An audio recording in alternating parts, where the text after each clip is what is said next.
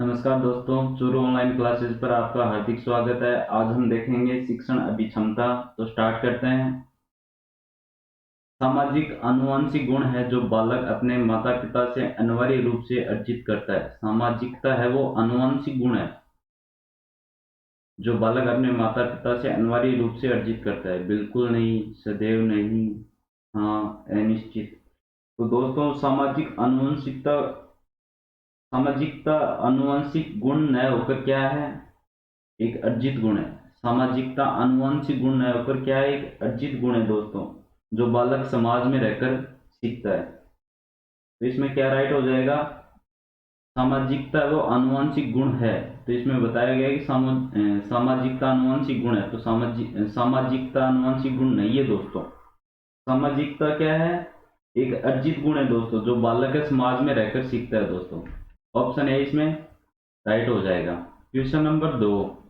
हमारे शरीर की गतिविधियों का संचालन मस्तिष्क द्वारा किया जाता है। हमारे शरीर की जो गतिविधियां होती हैं दोस्तों, का संचालन मस्तिष्क द्वारा किया जाता है। असहमत, सहमत, कम सहमत, संभव है। तो दोस्तों, मस्तिष्क हमारे शरीर की समस्त गतिविधियों का संचालन व निरंतरक होता है। क्या होता है? मस्तिष्क हमारे शरीर में जो भी क्रियाएं होती हैं, जो भी हम गतिविधियां करते हैं, उनका नियंत्रण क्या होता है? मस्तिष्क होता है। तो पीयूष ग्रंथि को मास्टर ग्रंथि के नाम से भी जाना जाता है।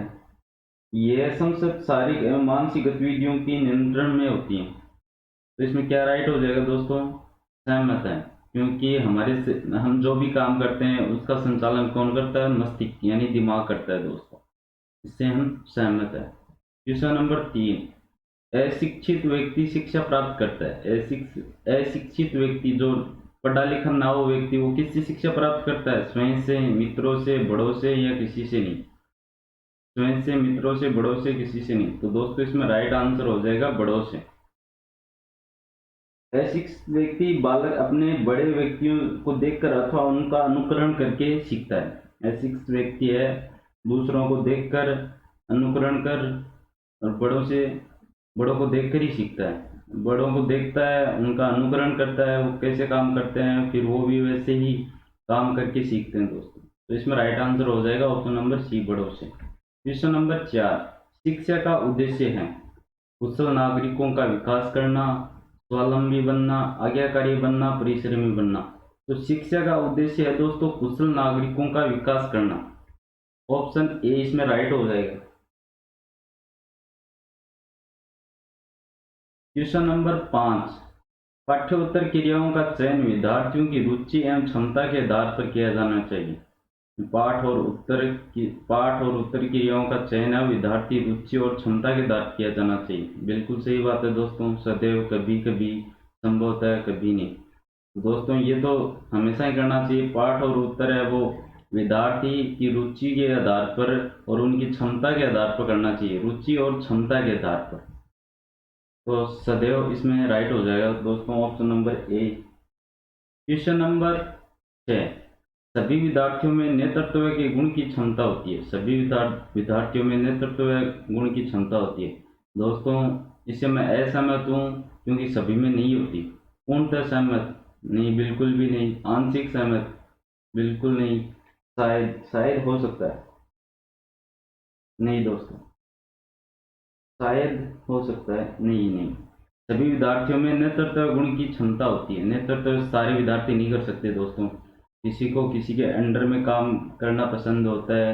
नेतृत्व जैसे कक्षा में मॉनिटर हर किसी को नहीं बनाया जाता।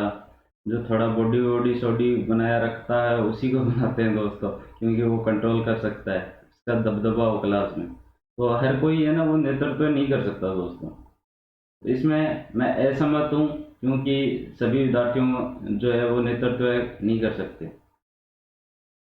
सभी विद्यार्थियों में नेतृत्व के गुण नहीं होते दोस्तों। बहुत सारे ऐसे विद्यार्थी होते हैं जो किसी दूसरे के अंडर में रहना पसंद करते हैं। तो इसमें मैं असहमत हूँ। ऑप्शन ए इसमें राइट हो जाएगा। Question number 7।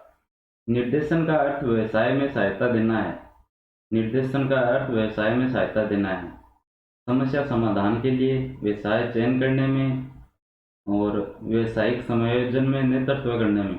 तो निर्देशन का जो अर्थ है व्यवसाय में सहायता देना, व्यवसाय चयन करने में सहायता देना हो जाएगा दोस्तों। इसमें ऑप्शन नंबर बी। इसमें राइट हो जाएगा,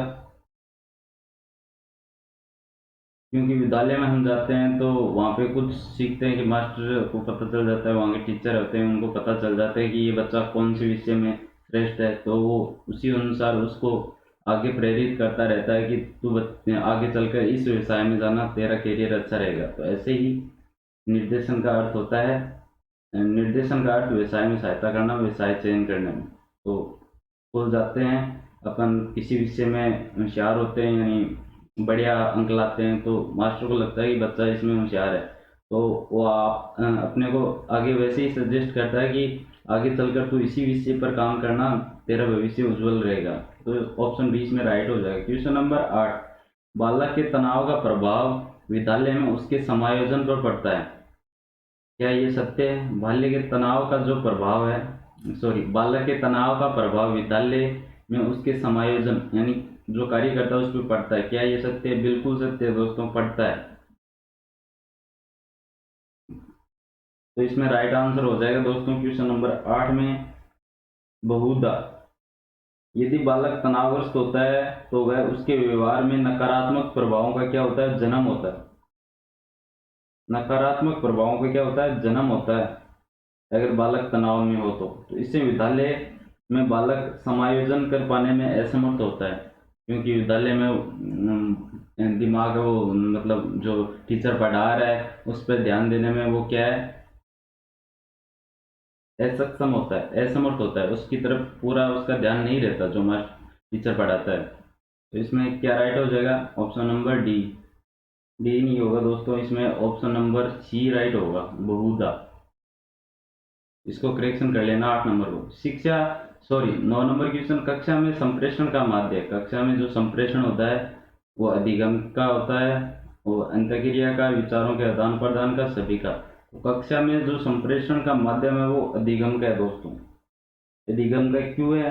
क्योंकि कक्षा में शिक्षण अधिगम प्रक्रिया का महत्वपूर्ण उदाहरण है संप्रेषण। संप्रेषण कुशल संप्रेषण प्रभावी शिक्षण को, कुशल जो संप्रेषण है वो प्रभावी शिक्षण का जन्म देता है। तो इसमें राइट आंसर हो जाएगा option number A. Question number 10, संसद अध्यापकों को अपने परिवेश की पर्याप्त जानकारी होनी चाहिए, बिल्कुल सही है दोस्तों। संसद अध्यापकों को अपने परिवेश की पर्याप्त जानकारी होनी चाहिए, स्वयं के ज्ञान के लिए, छात्रों को बताने के लिए, अपनी प्रशंसा पाने के लिए, चुनाव जीतने के लिए, स्वयं के ज्ञान के लिए, क्योंकि स्वयं को ज्ञान ही नहीं होगा तो दूसरों को बताएगा क्या, तो इसलिए स्वयं को ज्ञान होना जरूरी है दोस्तों। संसद अध्यापकों को अपने परिवेश की पर्याप्त जानकारी होनी चाहिए, जो जिस विषय का जो टीचर है उसको उस विषय के बारे में जानकारी होनी चाहिए दोस्तों, क्या चल रहा है वर्तमान में, पहले क्या हुआ था, उस विषय में संसद जानकारी उसको होनी चाहिए। नेक्स्ट क्वेश्चन, दार्शनिक एवं वैज्ञानिक लोगों से अलग रहने एवं अध्ययन करने में सुख का अनुभव करते हैं। दार्शनिक एवं वैज्ञानिक लोगों से अलग रहने एवं अध्ययन करने में सुख का अनुभव करते हैं सदैव। क्या करते हैं? सदैव। कि दार्शनिक एवं वैज्ञानिक चिंतनशील होते हैं। दार्शनिक और वैज्ञानिक क्या होते हैं? चिंतनशील होते हैं, क्योंकि वो नई नई खोजों के बारे में सोचते रहते हैं, तो वो क्या होते हैं? चिंतनशील होते हैं। चिंतन सदैव एकांत में ही हो पाता है, चिंतन हमेशा एकांत में ही करना चाहिए, क्योंकि एकांत में भीड़ भड़ाड़ में करोगे तो क्योंकि आपका दिमाग कभी कहीं जाएगा कभी कहीं जाएगा, तो इससे वो होगा नहीं दोस्तों। अतः लोगों से दूर रहने अथवा अध्ययन करने में सुखी रहते हैं। लोगों से दूर रहकर और अध्ययन करने में, किसी चीज का चिंतन करने में तो क्या होते हैं? सुखी रहते हैं, यानी उस चीज को वो करने में सफल रहते हैं। तो इसमें सदैव हो जाएगा। क्वेश्चन नंबर 12, संयुक्त परिवारों के विघटन से परिवार की धारणा में क्या परिवर्तन आया है? परिवार हो गए हैं। तो दोस्तों इसमें राइट आंसर हो जाएगा अपना ऑप्शन नंबर ए, सीमित। सीमित हो जाएंगे। संयुक्त परिवारों का मतलब संयुक्त परिवार है वो टूटकर परिवार की धारणा को क्या परिवर्तन आया? तो परिवार की धारणा में परिवर्तन आया कि सीमित हो गए दोस्तों। परिवार में पहले दादा दादी, काका काका काकी, बहुत सारे, बहुत बड़ा परिवार होता था, मतलब दादाजी के जितने बेटे होते थे तो वो सारे एक साथ ही रहते थे, तो इससे बहुत बड़ा परिवार था। आजकल क्या होते हैं, शादी हुई और सब अपने अपने वाइफ को लेकर अलग हो जाते हैं, तो इससे वो क्या सीमित हो गया है दोस्तों। ऑप्शन ए इसमें राइट हो जाएगा। क्वेश्चन नंबर 13, बालक की पढ़ाई में उपलब्धि कम होती जा रही है, क्योंकि बालक की मतलब बालकों की पढ़ाई में उपलब्धि कम होती जा रही है। बालक की पढ़ाई में उपलब्धि कम होती जा रही है क्योंकि उसके उत्तम परिणाम की प्रशंसा नहीं होती। घर घर से उसे उत्प्रेरणा नहीं मिलती भी नहीं मिलती। पिताजी उसके परिणाम पत्र पर मात्र हस्ताक्षर करते थे। माता को अपनी किटी पार्टियों में अवकाश न था। तो बालक की पढ़ाई में उपलब्धि कम होती जा रही है क्योंकि माता माता पिता को उसकी पढ़ाई पर क्या नहीं है, उसको मतलब टाइम नहीं दे पा रहे हैं, क्योंकि वो खुद अपने टाइम पास में लगे हुए हैं। तो बच्चे की तरफ ध्यान नहीं देंगे तो बच्चा तो बिगड़ेगा। तो माता पिता को अपनी किट्टी पार्टियों से अवकाश न था, इसलिए बालक पढ़ाई की प्रवृत्ति कम होती जा रही है, क्योंकि बालक पर वो ध्यान ही नहीं दे रही बच्चा क्या कर रहा है अपना, है ना। तो बच्चा पढ़ रहा है ये जरूरी थोड़ी है, बच्चा खेल भी रहा है, कुछ और कर रहा है, कुछ गलत चीजें सीख रहा है या गलत संगति में चला गया है। तो इससे क्या, ये ऑप्शन डी ऑप्शन सही हो जाएगा, माता को अपनी किट्टी पार्टियों से अवकाश न था। क्वेश्चन नंबर 14, शिष्टाचार का प्रथम पाठ मिलता है। शिष्टाचार का प्रथम पाठ माता से, शिक्षक से, वातावरण से, मित्र से। तो दोस्तों शिष्टाचार का जो प्रथम पाठ मिलता है वो परिवार से मिलता है, माता पिता से, माता से, क्योंकि परिवार में बालक प्रथम पाठशाला होती है। परिवार है जो बालक की प्रथम पाठशाला होती है एवं माता उसकी प्रथम शिक्षक होती है।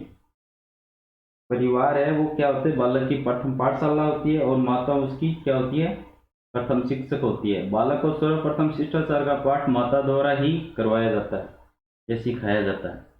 ऑप्शन ए इसमें राइट हो जाएगा। क्वेश्चन नंबर 15, अध्यापन के साथ साथ अध्यापक का एक दायित्व अभिभावकों से संपर्क करना चाहिए। बिल्कुल सही बात है। अध्यापन मतलब अध्यापन के साथ साथ अध्यापक का दायित्व होता है कि वो उस बच्चों के अभिभावकों के संपर्क में रहे। बिल्कुल सही है दोस्तों, इसमें राइट आंसर हो जाएगा बहुधा। क्या हो जाएगा, बहुधा। ऑप्शन नंबर सी, अध्यापक का कार्य होता है कि कक्षा कक्ष में शिक्षण का कार्य कराना है। बिल्कुल सही बात है, कक्षा अध्यापक का कार्य होता है कि कक्षा कक्ष में शिक्षण का कार्य यानी पढ़ाना होता है। तो शिक्षण में को अधिक प्रभावी बनाने तो आवश्यक है, मतलब पढ़ाने बच्चों को पढ़ा रहे हैं तो उसको अधिक प्रभावी बनाने के लिए अपने को क्या आवश्यक है, बालकों के अभिभावकों से मतलब उनके माता पिता से, बच्चों के माता पिता से संपर्क में रहना चाहिए, क्योंकि उससे बच्चों के बारे में हम डिस्कस करेंगे कि घर पे कितनी देर पढ़ रहा है आपका बच्चा। टीचर बोलेगा आपके बच्चा कमज़ोर है या फिर होशियार है तो आपको थोड़ा बहुत इस पर ध्यान देना चाहिए। इस विषय को उसके मतलब कोई विषय में कमज़ोर हो तो उसको बोलो इस विषय को घर पर जाकर 2-3 बार और रिपीट करे तो वो उसमें क्या हो जाएगा, तेज हो जाएगा और होशियार हो जाएगा उस विषय में। तो इसलिए ये जरूरी है कि अध्यापक को उस मतलब बच्चों के अभिभावकों यानी माता पिता के साथ संपर्क में रहना चाहिए। आज के लिए बस इतना ही, मिलते हैं नेक्स्ट वीडियो में, तब तक के लिए जय हिंद दोस्तों।